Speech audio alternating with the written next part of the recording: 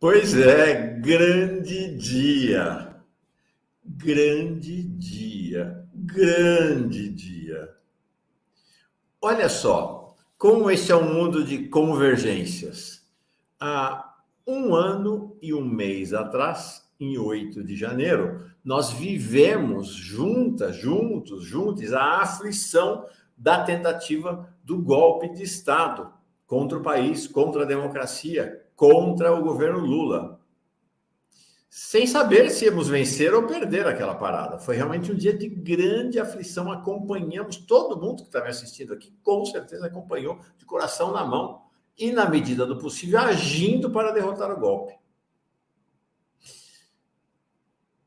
Um mês atrás, em 8 de janeiro deste ano, de 2024, nós celebramos a vitória sobre o golpe. Tem gente que pensa, um dia pesaroso. Não, um dia de festa. Dia 8 de janeiro de 2024, todo 8 de janeiro deve ser um dia de festa no país. Um dia para celebrar a vitória sobre o golpe. E hoje,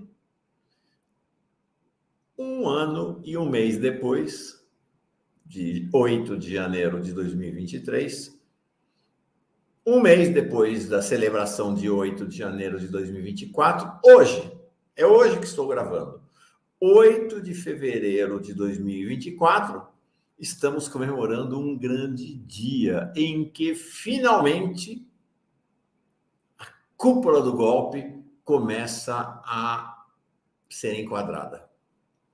Uma ação fulminante da Polícia Federal, a partir de um parecer da Procuradoria-Geral da República encaminhada ao STF, então, por um despacho de Alexandre de Moraes. 33 golpistas de alto coturno foram enquadrados, 4 presos, vários deles sofreram buscas em suas casas, tiveram que entregar passaportes, estão proibidos de conversar entre si. Isso é apenas um prenúncio, né? Porque virá o julgamento. Isso é apenas uma ação do processo de investigação. Depois virá o julgamento. Eu sou Mauro Lopes, esse não é o Fórum Café, estou falando fora do meu horário, agora 3h30 da tarde deste fulgurante 8 de fevereiro de 2024, para falar de um aspecto que talvez não tenha passado assim com tanta atenção, sobre o qual não tenham se lançado tantas luzes ainda, em relação a este 8 de fevereiro. Quem foi o alvo da ação de Alexandre de Moraes? A ação de Alexandre de Moraes combinada, evidente, com a investigação da Polícia Federal e com o parecer da PGR. Quem foi, então, o alvo da ação do despacho de Alexandre de Moraes em nome de todo o STF, em nome do Supremo? Jair Bolsonaro. São 33, mas o líder é Jair Bolsonaro. Ele é o principal, não foi preso, não está, por enquanto, não está entre os 4 presos do dia. Mas é ele, é contra ele, é para ele que converge toda a operação. A Polícia Federal, a PGR e, sobretudo, o Alexandre de Moraes miraram e acertaram em Bolsonaro por ser um criminoso golpista. Mas eles acertaram em mais alguém que não está nas manchetes hoje, que não está sendo destaque hoje, mas foi um tiro certeiro também, inesperado. Tá aí. Acertaram em ele, Arthur Lira. Arthur Lira foi igualmente um alvejado pela ação de hoje. Como? Ele não está entre os 33. Não tem qualquer menção. O nome Arthur Lira não é mencionado uma vez sequer no despacho do Alexandre de Moraes como um dos alvos da ação. Como ele foi alvejado? Eu explico e vou dizer. Isto é decisivo para o andamento do cenário político neste ano de 2024 e, quem sabe, dos próximos anos. Porque, como eu costumo falar no Fórum Café, Arthur Lira foi o primeiro-ministro em 2023, com um poder imensurável, rivalizando com o poder do presidente da República, em muitos momentos, vencendo o presidente Luiz Inácio Lula da Silva em várias disputas. Então, é decisivo o lugar que Arthur Lira, para a definição da conjuntura, o lugar que Arthur Lira irá ocupar. Bom, como é que ele foi alvejado? Vamos junto, dizia-se no passado. Segue o fio, disse atualmente. Vou começar pelo fim. E aí a gente faz junto a construção dessa interpretação sobre o lugar de Arthur Lira. Qual é o fim? O fim é as manifestações. Porque nós temos, então, no Poder Legislativo, dois líderes do Poder Legislativo. O chefe do Poder Legislativo é Rodrigo Pacheco, o presidente do Senado, que é, por sua vez, também o presidente do Senado, é o presidente do Congresso. Mas ele divide, vamos dizer assim, ou compartilha a chefia do Legislativo, não institucionalmente, mas, de fato, com o Arthur Lira. Aí nós temos o Executivo, Luiz Inácio Lula da Silva, e nós temos o Judiciário Supremo, na figura de Alexandre de Moraes. Alexandre de Moraes falou nos autos, falou no despacho, não falou dando entrevista, não é o lugar de ministro do Supremo falar. Falou, então, pela ação processual. Luiz Inácio Lula da Silva falou também. Esta nota do Twitter desta manhã, veja lá o horário, 8h25 da manhã, não é uma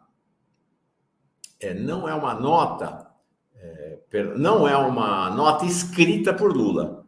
Isto é uma transcrição do que ele falou hoje, nesta manhã, durante uma entrevista à Rádio Itatiaia. É um costume de Lula, quando ele vai visitar os estados, em geral, ele concede entrevista para as rádios mais populares desses estados, ou para uma rede de rádio, para preparar a visita. No caso, ele já estava em Minas Gerais, já está em Minas Gerais desde a noite desta quarta-feira, mas hoje de manhã, nesta quinta-feira, concedeu a entrevista à Rádio Itatiaia. Quando a entrevista foi concedida, a operação da Polícia Federal já estava na rua e era conhecida por todo mundo. Ele foi perguntado pela jornalista. O que disse Lula? Então, tomando essa cautela, né? Não é um texto que Lula ou sua assessoria ou sua equipe tenham escrito. Foi uma fala de bate-pronto do presidente, mas ele não se furtou a comentar. E o que disse Luiz Inácio Lula da Silva?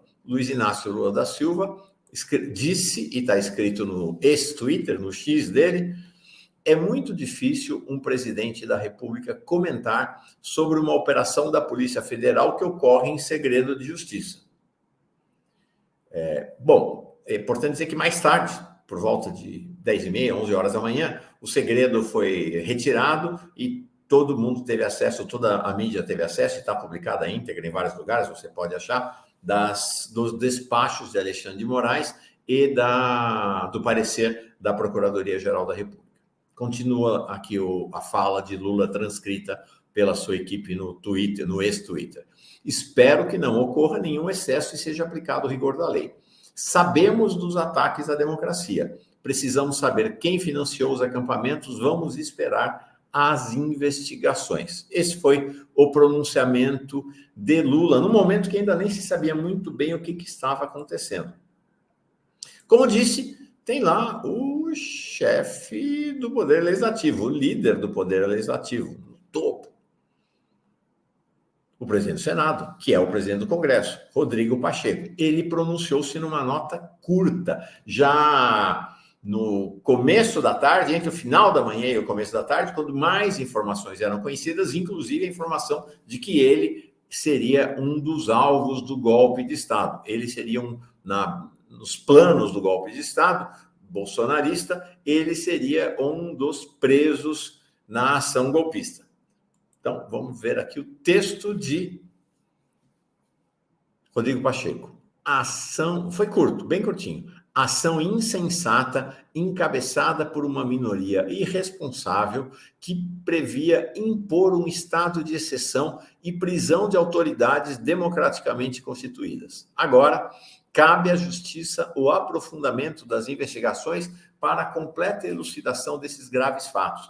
Interessante, a nota dele, inclusive, é até mais agressiva que a de Lula. Lula foi pego meio de surpresa, teve que falar ali de bate-pronto, como se diz, durante a entrevista. A nota dele já foi uma nota mais elaborada e, evidentemente, à luz do conhecimento que ele teve de que ele era um dos alvos, ele seria aprisionado na sequência ou durante o golpe de Estado. Então, e Arthur Lira? Vamos ver o que falou Arthur Lira? Nada. Arthur Lira, agora passam já de 3h30 da tarde deste glorioso 8 de fevereiro de 2024, e Arthur Lira não deu um pio, não soltou uma nota, não deu uma entrevista, e na Câmara informa-se que não há qualquer previsão de atividade pública de Arthur Lira. Por quê? Vamos entender. Por que é que Arthur Lira... Ele está quietinho, porque ele foi um alvo. Porque ele foi duramente atingido por esta ação, apesar de não ser nenhum dos 33 objetos diretos da ação. Ele não teve passaporte apreendido, ele não teve busca e apreensão, ele não está proibido de conversar com ninguém, ele não foi preso, nada. Mas por que ele foi um dos alvos e por que ele foi atingido? Por que esse silêncio de Arthur Lira? Olha só que situação a gente está vivendo neste 2024. Arthur Lira começou o ano ausentando-se da comemoração da vitória no golpe sobre o 8 de janeiro. Todos lembram-se disso. Causou espécie, foi notável a ausência dele. Depois, Arthur Lira se ausentou também da abertura do ano do judiciário, lá no STF. Toda a cúpula da República estava lá. Arthur Lira não foi. Também muito notável a ausência dele. Era o Arthur Lira fazendo a queda de braço com Lula. Era Arthur Lira sinalizando que ele não estava gostando das coisas como estão. Lula vetou 5,6 bilhões em emendas parlamentares, e Arthur Lira não gostou nem um pouco disso. Então, não é que Arthur Lira tinha uma divergência político-ideológica ou era uma situação da estratégia. Não, é o Arthur Lira. Esse é o Arthur Lira. É o sujeito da política pequena, é o sujeito do controle, é o sujeito do grande poder através do controle do micropoder. É presidente da Câmara de Deputados, mas comporta-se como um vereador clientelista de uma Câmara de Vereadores de cidade do interior, no troca-troca de leve-trás, de favores, para conseguir exercitar seu poder. Ele estava manifestando a insatisfação dele. E como ele era o todo-poderoso líder do Centrão, capaz de compor maioria na Câmara, no ano passado, o governo, com muitas dificuldades, cedeu a ele diversas vezes. E o que ele estava dizendo vai ceder de novo. Aí teve um terceiro momento. Teve a celebração do 8 de janeiro, a abertura do ano do Judiciário e teve, na sequência, a abertura do ano do Legislativo, em que aí Arthur Lira foi, é claro, e discursou. E fez um discurso violento, um discurso inédito na história do parlamento. Tal a virulência desse discurso contra o Poder Executivo. Mas o que pareceu numa primeira leitura, talvez numa leitura apressada, uma manifestação do exercício desse poder de Arthur Lira. Não. As raposas políticas aqui em Brasília, eu falo de Brasília, entenderam bem o que estava acontecendo. Arthur Lira estava tentando rugir como um leão para proclamar seu poder, mas já é um leão que perdeu boa parte dos seus dentes. Por quê? Porque este é, em primeiro lugar, o último ano de Arthur Lira como presidente da Câmara. Ele não pode mais se eleger presidente da Câmara. Ademais, este é um ano de eleição. Então, é um ano de esvaziamento do poder legislativo. A combinação desses dois fatores faz com que Arthur Lira esteja diante de uma situação de enfraquecimento em larga escala do seu poder e que se aprofundará ao longo do ano. Quanto mais perto das eleições, e mais ainda, quanto mais perto do fim do seu mandato como presidente da Câmara, menor será o seu poder. Mais ainda, as emendas parlamentares, que foram a fonte de todo o poder de Lira, elas já foram destinadas. Cada deputado já sabe quais são suas emendas. Ninguém mais, como não tem mais orçamento secreto, ninguém mais depende dos favores de Lira, das simpatias de Lira, dos acordos subreptício com Lira, para trazer mais emendas para si. Não, o jogo está jogado. Os parlamentares, né, em 90% das emendas, já sabem quais são elas, já sabem o que vão fazer, não precisam mais do Lira. Então, a confluência desses três fatores leva a uma interpretação das raposas políticas do Congresso Nacional e de Lula, claro, a essa conclusão: Lira não é mais o mesmo Lira, está enfraquecido. E foi muito interessante o fato dele ter aberto o discurso de maneira extremamente agressiva, proclamando: se engana quem acha que o poder desta presidência, desta mesa diretora, vai diminuir porque este ano é o último ano do mandato da mesa. Ele fala da mesa para não falar dele, mas é dele que ele estava falando. Ele acusou o golpe, como se diz. Algumas dos líderes políticos mais experientes aqui chegaram a ficar espantados. Como é que ele cometeu uma tolice dessa? Porque que o último ano de qualquer poder é um ano de poder cadente, é sabido em todo o universo político. Ninguém contesta. É do ser da política. Todo mandato em seu último período, em seu último ano, é um mandato de perda de poder, perda progressiva de poder. Todo mundo sabe disso.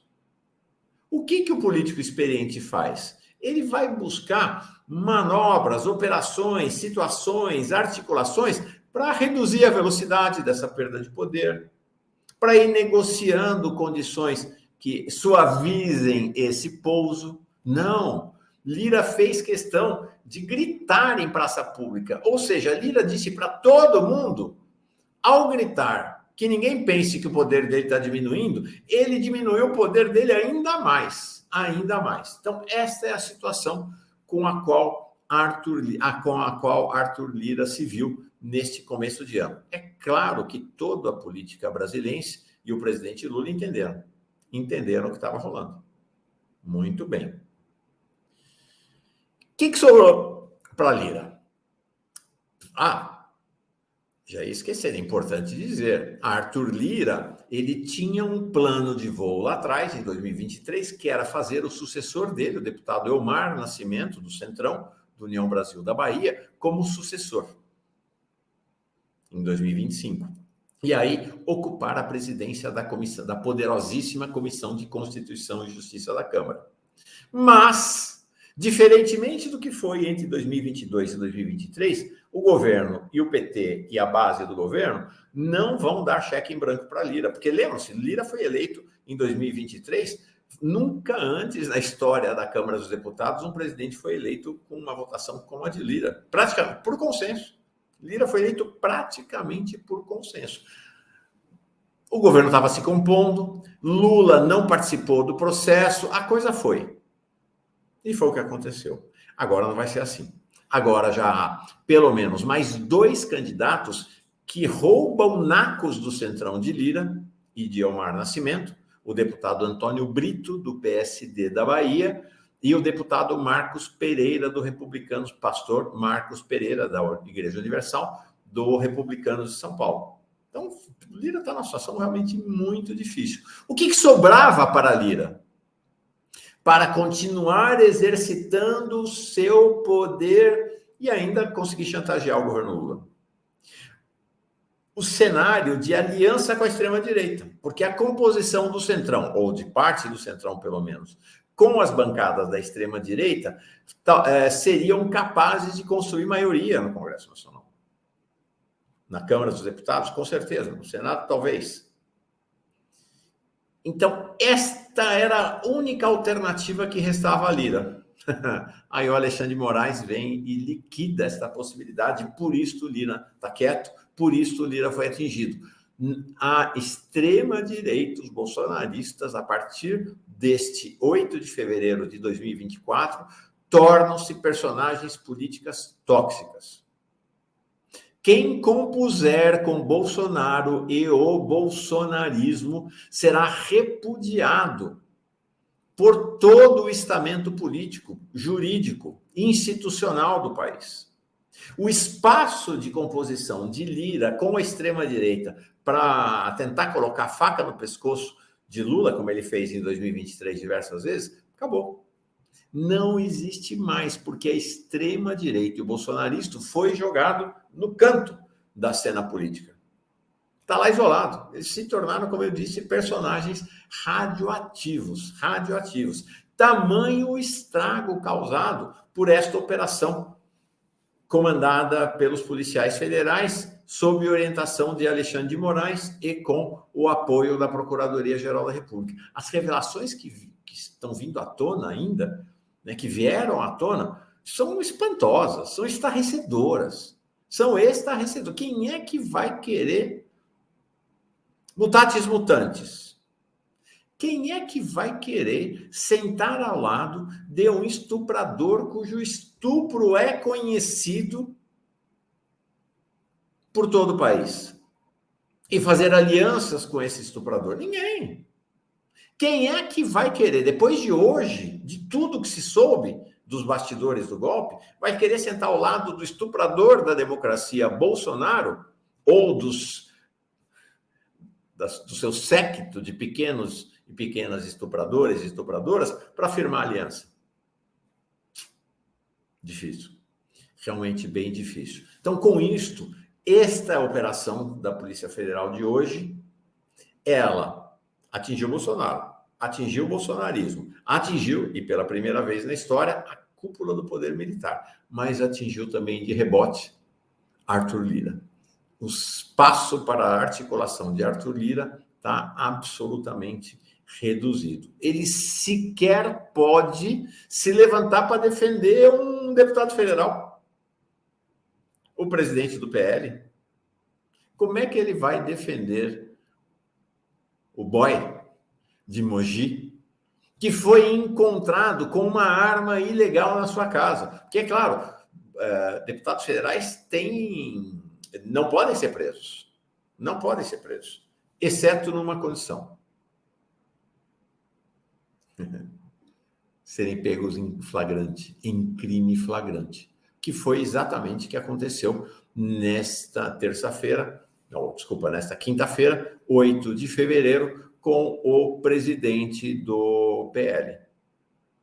Então, não tem nem o argumento de que não, as garantias constitucionais, a inviolabilidade do... Não tem. Está na Constituição. Um deputado, uma deputada, um senador, senadora pode ser preso durante o seu mandato se for pego em flagrante, que é exatamente o que aconteceu nesta quinta-feira com o presidente do partido de Bolsonaro.